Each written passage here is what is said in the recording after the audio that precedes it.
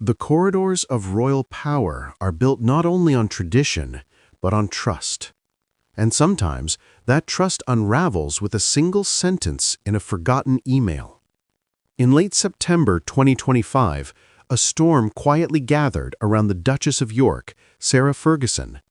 Not a public outcry, not a courtroom trial, but a carefully revealed headline, a resurfaced document, a single quote that has reignited long-standing questions about proximity, power, and the moral weight of memory. It began in 2011. Sarah Ferguson, once married to Prince Andrew and still closely tied to the royal family, had written a thank-you email to Jeffrey Epstein, the disgraced financier and convicted sex offender whose crimes would go on to define a generation of scandal. In the email, she referred to Epstein as a supreme friend. She praised his generosity. She expressed gratitude for his financial support during a difficult time. That email, largely forgotten by the public, had been buried in the background of bigger headlines, but in the world of royal reputations, nothing stays buried forever. In September 2025, the email resurfaced, this time with fresh consequences. Two of Sarah Ferguson's charities, the British Heart Foundation and the Teenage Cancer Trust, announced they would no longer be working with her. Official statements were brief, but decisive. "We take issues of safeguarding and association seriously," one spokesperson said. The palace offered no comment. The silence, however, spoke volumes. This is not Sarah Ferguson's first encounter with controversy, and it is not the first time her past associations have threatened to overshadow her present efforts. But this time, the timing is different. This time, the monarchy is under transformation, and the tolerance for scandal may have narrowed. To understand the weight of this moment, we must go back. Sarah Ferguson entered royal life in 1986. Her marriage to Prince Andrew was celebrated with public fanfare. The Queen approved. The crowds cheered. And for a time, Fergie, the nickname given to her by tabloids and television hosts alike, was a symbol of relatable charm within a world of rigid formality. But by the early 1990s, the marriage faltered. In 1992, they separated, and in 1996, they divorced. What followed was a slow unraveling of position and privilege, a scandal involving paparazzi photographs, a series of debt-related headlines, and a royal status increasingly relegated to the shadows. Still, she remained, on the fringes of the family, and yet never completely removed. She continued to live at Royal Lodge with Prince Andrew. She attended weddings, shared holidays, and even re-entered the public eye through children's books, charity work, and public speaking. It was a redemption arc, if an uneasy one. But in 2011, that trajectory was shaken. According to several media outlets, Sarah Ferguson accepted financial help from Jeffrey Epstein to pay off a debt. She later apologized. She said it was a gigantic error of judgment. She insisted she was deeply regretful. Then came the email, offering warm thanks to Epstein for his support, a document that at the time barely made it beyond the tabloids. Until now. More than a decade later, the document has returned to the spotlight, and with it, so has been the scrutiny.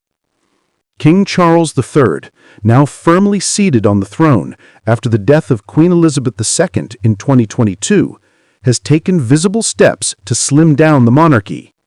He has removed titles, reshaped the balcony, focused on a core of working royals. And while no official link has been made between Charles's policies and Ferguson's recent public distancing, the implications are hard to ignore.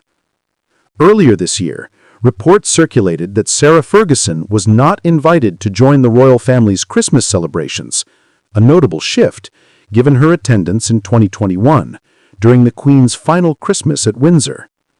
No official reason was given, but insiders suggested the king wished to avoid unhelpful optics during a time of transition.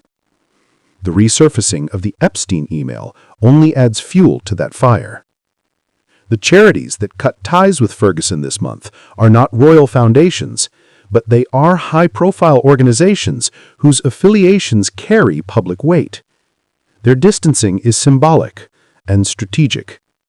The public backlash to anyone connected to Epstein remains intense and unforgiving. And Sarah's defense? Silence.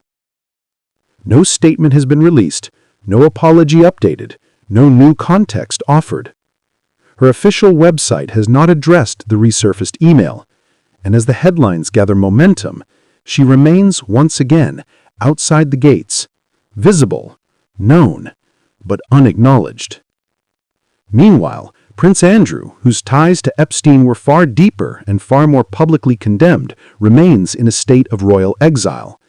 He retains no military commands, no official duties, and though he lives on royal grounds, his public role has all but vanished. And yet, this latest wave of scrutiny does not focus on Andrew, but on the woman who stood beside him for decades. Why? Because in royal life, associations matter, and redemption, however hard-earned, is fragile. Sarah Ferguson has spent years rehabilitating her image. She has written books, launched podcasts, appeared at charity events. She has spoken candidly about cancer, parenting, divorce, and life inside the palace. Her voice has often been warm, disarming, and honest. But in the world of monarchy, where memory is permanent and headlines are forever, a single email can undo years of effort. There is, of course, no suggestion that Ferguson was aware of Epstein's full criminal history at the time of the email, and she has publicly condemned him since. But the optics remain: a duchess expressing gratitude to a man whose crimes horrified the world. For the monarchy, already walking a tightrope of tradition and modernity, such reminders are unwelcome. They pull focus, they raise questions, and they threaten the carefully crafted image of renewal that King Charles has tried to build. And so, the Duchess of York now stands at a crossroads, again. Is she merely a casualty of resurfaced controversy? Or is this the final break between her and the public-facing crown? We don't know. But what we do know is this. In the last month alone, she has lost patronages. Her name has returned to the tabloid front pages, and once again, her proximity to power is being measured, not in titles, but in silence. Inside royal circles, there has been no official reprimand, no statement, no exile, but also no embrace. And in monarchy, absence speaks volumes. The crown moves slowly. It avoids confrontation. It does not act in outbursts, but it does remember, and it rarely forgets. For Sarah Ferguson, the path forward is uncertain. She remains the mother of Princesses Beatrice and Eugenie, who both have built their own families, their own reputations, and their own identities separate from scandal. She remains a duchess by courtesy, though no longer by duty. And she remains close to Prince Andrew, whose own reputation has never recovered from the Epstein fallout. Together, they occupy a space rarely seen in public life. Insiders who are simultaneously outsiders.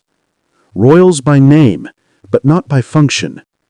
Trusted once, but not entirely trusted now. As the monarchy moves forward, with Catherine and William at the forefront, and Charlotte and George slowly stepping into view, the past lingers at the edge of each new photo. A photo frame missing one figure. A seat not set at the table. A name absent from the program. This is not exile, but it is erasure. And the question that remains is not whether Sarah Ferguson's past is known, but whether it can ever be left behind. The monarchy has survived wars, abdications, scandals, divorces. It has endured press feuds, family rifts, and shifting political landscapes. But its greatest strength lies not in power, but in memory, It remembers what should be honored, and it remembers what cannot be repeated.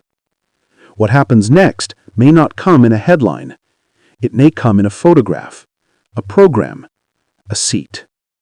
And in the quiet decision that this year, perhaps again, the Duchess of York will not be coming to Christmas. What do you think? Is this accountability or optics? If you enjoyed this journey into the hidden world of the Crown, don't forget to like, subscribe, and join us here on Crownverse, where royal history lives on.